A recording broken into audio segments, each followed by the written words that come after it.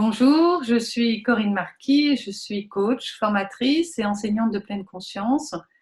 Je forme sur la gestion du stress et la gestion des émotions, entre autres choses. Et je voudrais vous parler non pas d'amour, quoique, mais de l'écoute. S'écouter pour s'entendre. Chacun de nous a besoin d'être écouté vraiment, parce que ça apaise, ça détend, voire ça guérit, quand on va voir un thérapeute par exemple. Plus je vais me sentir écoutée et plus je vais m'ouvrir à la capacité d'écouter l'autre. Il est bien sûr plus facile d'écouter une personne qui pense comme nous. On se sent rassuré, on se sent appartenir à un même groupe de pensée.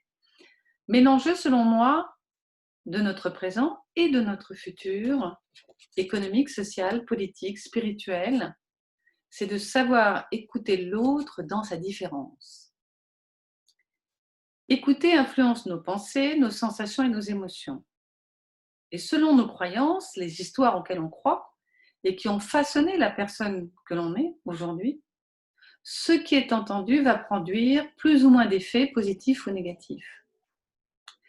Écouter celui qu'on ne comprend pas parce qu'il ne pense pas, ne parle pas et n'agit pas comme nous peut bien sûr nous inquiéter et réveiller en nous de la colère, voire de la haine, du rejet, à tel point parfois qu'on ne veut plus en entendre parler. Écouter, c'est donc à la fois un mouvement de l'extérieur vers l'intérieur, entendre ce que l'autre dit, et intérieur, ce que j'en perçois et ce que ça réveille en moi.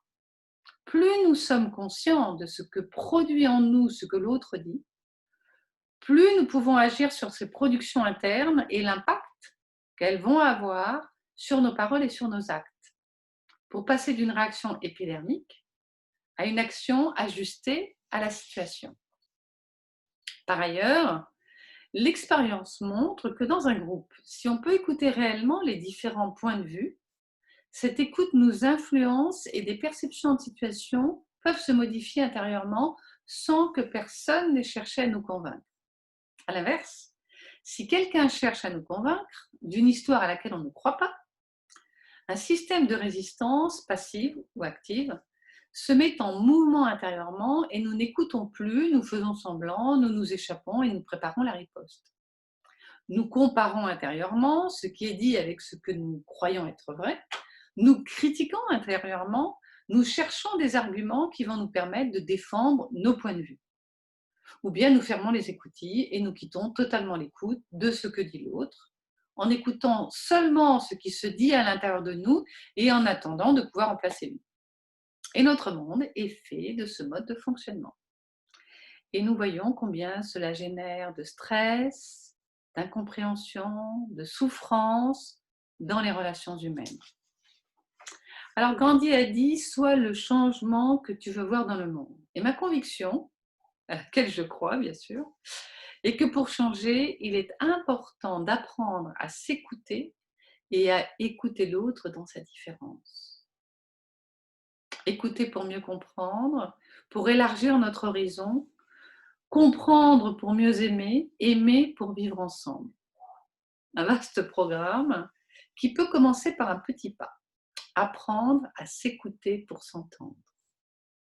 Si vous êtes intéressé par cet apprentissage de l'écoute, écrivez-moi à mon adresse mail marquis, M-A-R-Q-U-I-S, comme un marquis, marquis.corinne, C-O-R-I-2-N-E, @neuf.fr, marquis.corinne, neuf.fr, et je vous en dirai plus sur les ateliers que je propose en distanciel sur ce sujet, ateliers qui seront pratiques et qui permettront d'expérimenter cette écoute individuelle et collective.